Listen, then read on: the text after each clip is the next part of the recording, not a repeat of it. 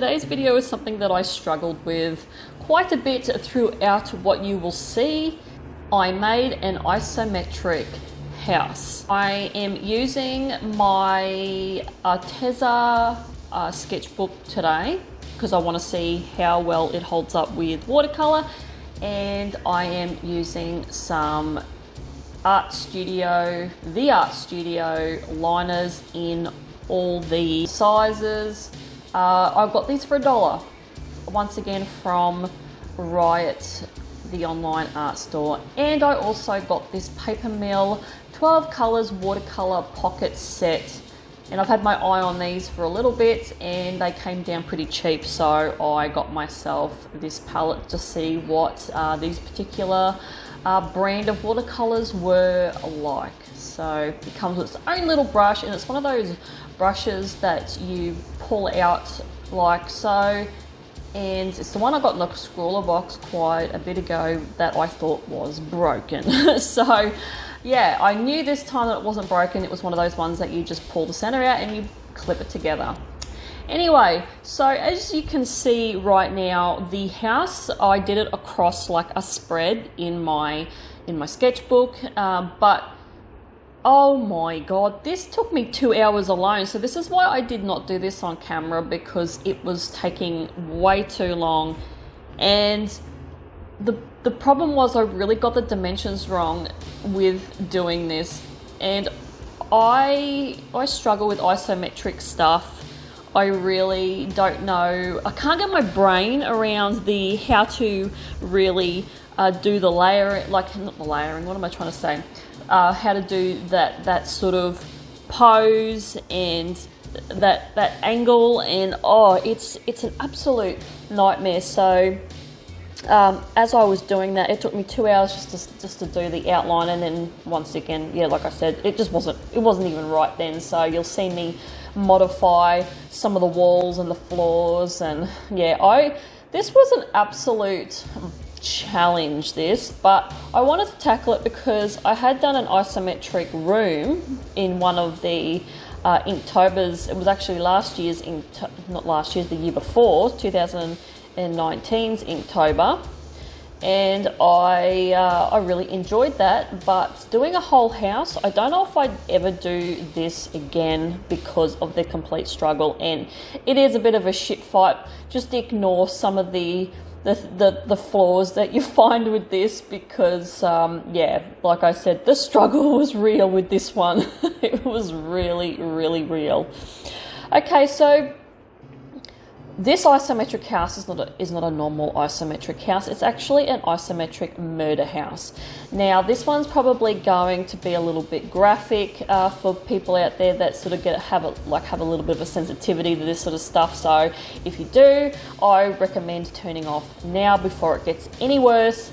But what the story is behind this isometric murder house is that these so-called humans in this house, they're not humans, they're actually some sort of alien that has disguised themselves into human skin. And this is why they look a little bit weird, and I've made some of their like legs and feet and their head as well look a little bit weird, like they're missing a lot of hair because they're not fully human.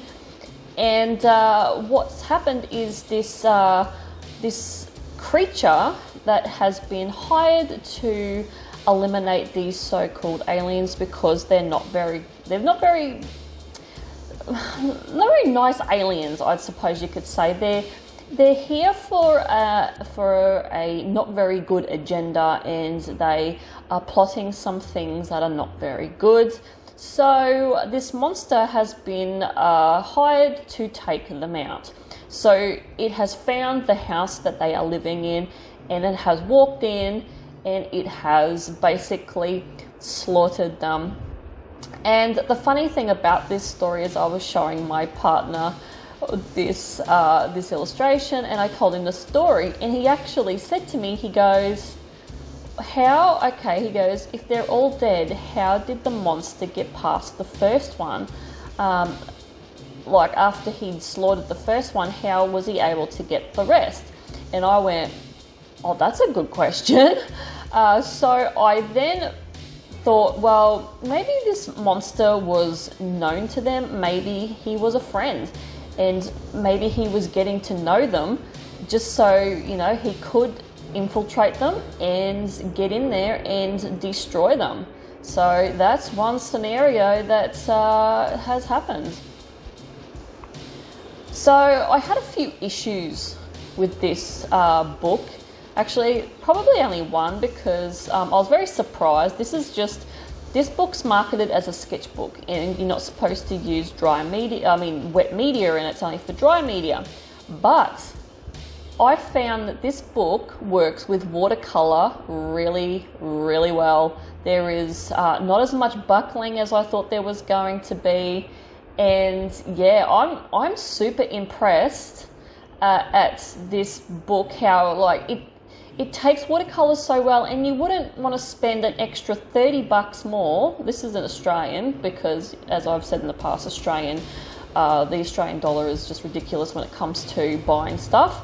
You don't need to get that. You could just use this book as use watercolors in it. So I'm extremely happy with that. I'm impressed with Arteza. This is my first Arteza product, and the only thing that sort of was a little bit gripey with it was the fact that, as you can see, like the spine where the center of the book is, it's not very even and it doesn't lay flat, and trying to sort of get those lines and straight lines and curves, like as you can see on the laptop there, and if you go up further into the kitchen, everything looks really, really warped, like that runs through that center part of the spread. So that's the only issue I had with it. So other than that, I'm actually extremely impressed with this book. It's got thick pages.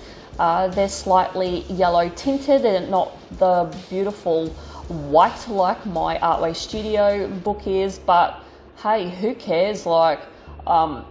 This is a great deal that I got with this Arteza sketchbook, so that's definitely up there as one of my favorites now, and I definitely will get these books again, because I really do like them, and I'm very surprised at how well they take watercolor and the amount of layers I used as well. So as you can see, the shower, the bathroom, there's a corpse laying on the ground in there. He was about to have a shower when this monster came through and basically murdered him, and there's blood everywhere, and he's been dragged from the front of the shower and just laid in there to bleed out. Then you've got the one on the lounge chair, which matches the one in the office, so the monster has ripped him in half and has nailed him to the wall in the office, the top half of him, and the bottom half is still sitting on the lounge where he originally was. And you can see the splatter marks up the wall, because he's just pulled that torso apart. And then if you move to the kitchen, there is a fella at the table, and he's been stabbed. You can see the knife block. The knife block's got a knife missing from it because it's in his back. So he's been attacked sitting at the table.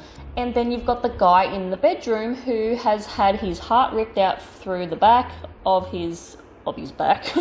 And yeah, he's slumped over the bed now.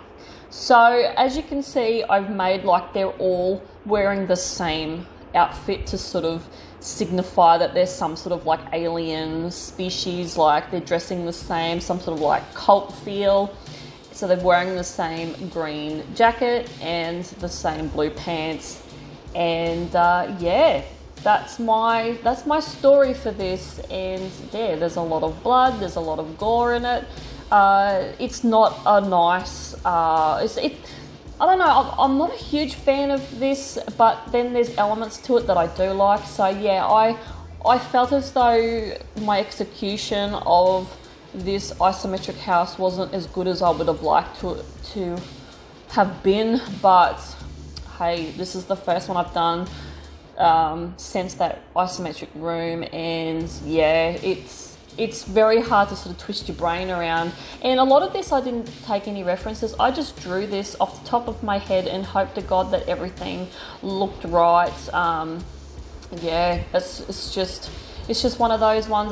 This piece is a little rougher than I'd like it to be, but hey, I had a lot of fun doing it, and it gets the point across of what's going on in this isometric murder house. But I definitely want to give this a go and sort of polish it up a little bit more and try and work out a better way to do an isometric house that's not so challenging, because I spent way too much on this piece. Way too much, more than I would like to. So as you can see, there's blood footprints everywhere because the monster has walked out of the house and he's done what he's meant to do, and he's on his way now. So yeah, that's it from me. Hopefully you enjoyed this piece, and I will see you guys in the next one. Bye.